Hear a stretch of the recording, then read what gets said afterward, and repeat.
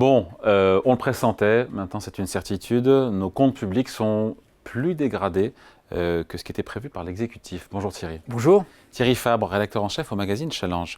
Notre déficit public sera significativement, ce sont les termes employés par Bruno Le Maire, supérieur à l'objectif de 4,9%. Ça c'est pour 2023. Ça veut dire combien, significativement ? On n'en sait rien, mais il prépare les esprits. Non mais c'est 5,1, 5,2, 5,3, c'est... On n'a pas d'informations là-dessus, mais simplement ça, c'est un très mauvais signe, même si c'est quelques dixièmes de points. Ça dérape en 2023, ça risque de déraper en 2024, et surtout, donc, on voit bien que notre objectif de passer en dessous des 3%, on s'est engagé auprès de Bruxelles 2027. En 2027, s'éloigne. Donc clairement, il y a une mauvaise surprise, alors on peut l'expliquer. Sur les recettes, c'est les recettes fiscales qui rentrent mal.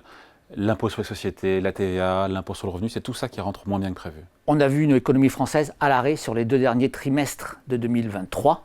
Donc clairement, ça a un impact sur les recettes, c'est mécanique. C'est la mauvaise surprise et donc il faut en tirer les conséquences. C'est pour ça que le discours ces derniers jours est extrêmement offensif, puisque le gouvernement dit ne pas vouloir augmenter les impôts. Il n'y a pas d'autre solution, c'est que de taper dans les dépenses avec des chiffres qui font peur. On y croit ou pas? D'ailleurs, je reviens sur cet objectif qui reste, en tout cas dans la tête du gouvernement, de revenir sous 3% de déficit public en 2027. On y croit toujours ou... Très peu y croient. Franchement, on se donne cet objectif, mais on voit bien que ça dérape. Et alors, on a sur... Le point de scepticisme, c'est notamment sur la façon de faire les économies. Parce qu'il y a des chiffres, donc vous avez rappelé le 20 milliards qui a été annoncé hier. Oui. Donc il y a un discours qui est très impressionnant. Bruno Le Maire hier dans Le Monde en disant que l'État ne doit pas devenir une pompe à fric. Il est devenu grandiloquent. Bruno Le Maire, c'est un homme de lettres. Donc on a l'impression qu'ils sont partis à l'abordage. Nous, dans Challenge, on a regardé leur méthode depuis l'année dernière, leur méthode de baisse des dépenses, et on est extrêmement sceptique. C'est-à-dire qu'ils annoncent de gros chiffres, on n'est pas sûr qu'ils y arrivent, et surtout, la façon de le faire, c'est ça qui nous fait un peu peur. La façon de le faire, vous savez, ils sont partis pour utiliser ce qu'on appelle le rabot budgétaire, c'est-à-dire une coupe. Tous les gouvernements. C'est ça, oui. Ils ont plus ou moins, mais on avait avancé, promis une nouvelle méthode. Depuis 2017, Emmanuel Macron voulait baisser les dépenses, mais intelligemment, en lançant une vraie réforme de l'État, en voyant ce qui était efficace et pas efficace. Il y a de grands projets qui ont été lancés. Je ne sais pas si vous vous souvenez d'un truc qui s'appelait CAP 22, qui a débouché sur rien du tout. Et Bruno Le Maire aujourd'hui nous dit la même chose, en disant « Moi, je veux baisser les dépenses de façon importante, mais je ne fais pas de rabot ». Et il a lancé un truc qui s'appelle la revue des finances publiques. Et il veut passer au crible les dépenses en disant « Ça, je baisse, ça, je ne baisse pas, en fonction de l'efficacité ». Des rapports, on en fait. Sous Nicolas Sarkozy, c'était la RGPP. Il y avait, sous François Hollande, c'était la MAP. On a eu des tonnes de rapports sur ce qu'il faut faire pour freiner les dépenses publiques. Ce n'est pas le nombre de rapports qui manquent, non? Absolument. Et jusqu'alors, ça n'a pas tellement marché. Mais il y a à chaque fois une méthode mise en place. Ouais. Sous Nicolas Sarkozy, il y avait ce qu'on appelait la RGPP, la revue des dépenses publiques, qui a fait quand même quelques économies, quelques milliards. Et on a comparé avec ce qui se passe aujourd'hui. C'était quand même mieux organisé que sous Bruno Le Maire. C'est ça qui nous fait peur. C'est-à-dire Bruno Le Maire a un grand discours en disant on va s'organiser et on lance des revues de dépenses publiques, sauf que l'année dernière, il y a eu beaucoup de rapports qui ont été lancés, 12 exactement, 2 seulement ont été publiés, et dans les 2 publiés, on a vu quelques économies, mais si vous voulez, on est sceptique, on ne sait pas ce qui s'est passé pour le reste, et la meilleure preuve, c'est la Cour des comptes a fait un rapport il y a quelques semaines, très peu médiatisé, parce que très technique, mais ils ont passé au crible la méthode Le Maire en disant on n'y est pas. On ne voit pas la bonne organisation, on ne voit pas des rapports précis qui identifient le montant d'économie à faire. Donc, conclusion, on ne peut être que sceptique sur la méthode Le Maire qui va porter sur ces 20 milliards d'économies. Ouais, parce que 20 milliards, c'est Thomas Cazenave, ministre délégué en charge des comptes publics, qui sera chez nous d'ailleurs dans moins de 15 jours, qui parle donc de 20 milliards. Jusqu'à présent, on ne parlait que de 12 milliards d'euros d'économies pour 2025. Maintenant, on est sur 20 milliards, c'est plus le même chiffre. C'est un virage radical, pour le coup, par rapport à tout ce qui a été fait ces dernières années. Alors, c'est un virage... Si c'est tenu, évidemment. Si c'est tenu, bien sûr. Après, dans les montants, c'est effectivement un virage. À voir quand même comment c'est calculé. Vous savez, dans l'affichage budgétaire, souvent, on parle d'économies pour des postes dont la hausse est moins importante que prévu. Mais ça augmente encore, vous voyez. Une hausse moins importante, c'est une économie, mais il n'empêche que ça augmente, ça pèse quand même dans le budget de l'État.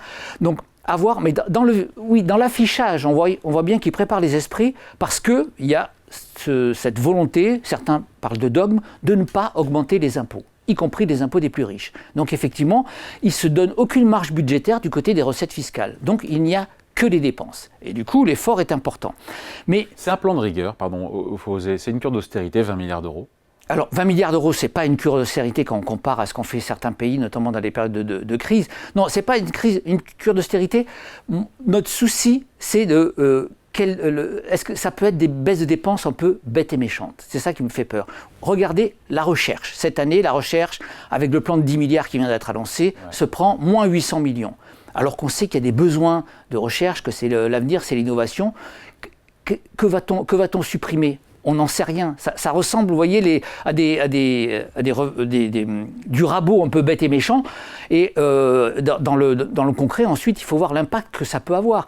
Il y a des zigzags dans la politique. On met l'écologie.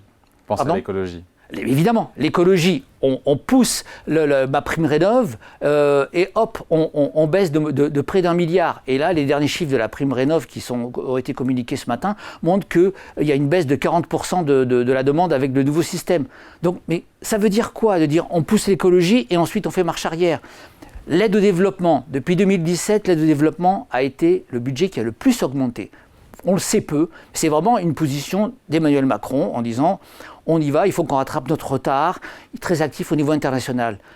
Dans le plan de 10 milliards, le budget qui a le plus baissé, c'est lequel? C'est l'aide au développement. En pourcentage? En pourcentage. Oui, pourcentage. Donc, elle est où la logique? C'est ça le problème. Le fait d'être ambitieux dans les économies, c'est effectivement nécessaire, mais ce qui est très inquiétant, c'est comment on va s'y prendre. Il le dit, Thomas Cazenave, il dit sur ces 20 milliards d'euros d'économies pour l'année prochaine, ce sera à la fois sur l'État et la sécurité sociale.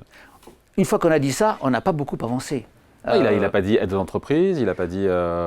Oui, alors... Encore que l'État, dans ce que l'État distribue, il peut y avoir aussi des aides aux entreprises.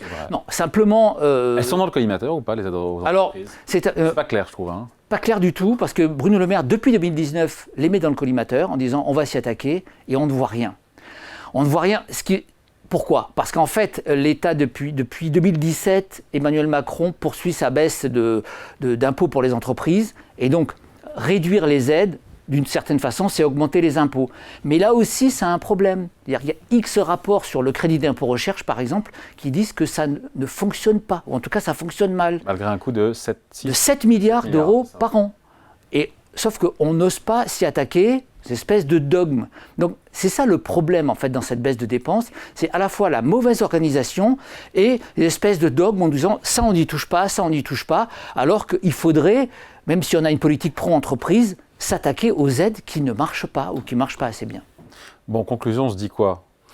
On se dit qu'il y a une ambition qui est forte, 20 milliards d'euros d'annoncés hier par Thomas Cazenave, c'est pas rien.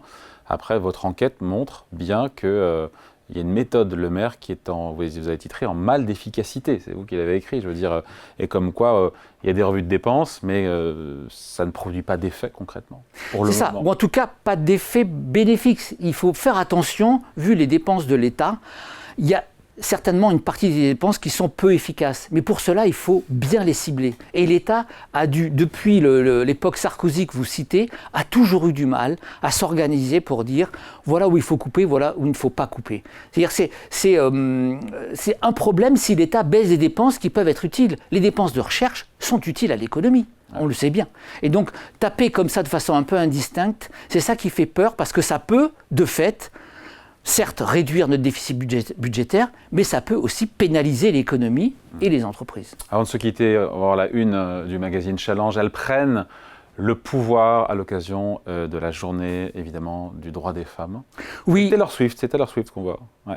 C'est ça, on a regardé concrètement, dans tous les secteurs, comment les femmes sont en train de prendre le pouvoir. Alors, certes, les inégalités de genre sont encore énormes, les inégalités de salaire encore énormes, mais on sent un mouvement très important avec des postes clés qui sont désormais occupés par les femmes.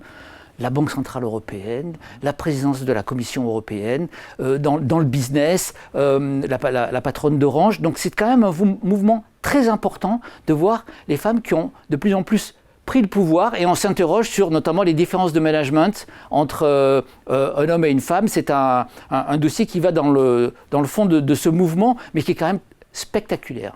À lire donc le magazine Challenge avec cette une et cet article aussi, cette enquête sur la méthode Le Maire qui est en mal d'efficacité pour baisser, en tout cas faire des économies sur la dépense publique. Merci beaucoup Thierry. Merci beaucoup. Thierry Fabre, rédacteur en chef à l'hebdomadaire. Salut. Au revoir.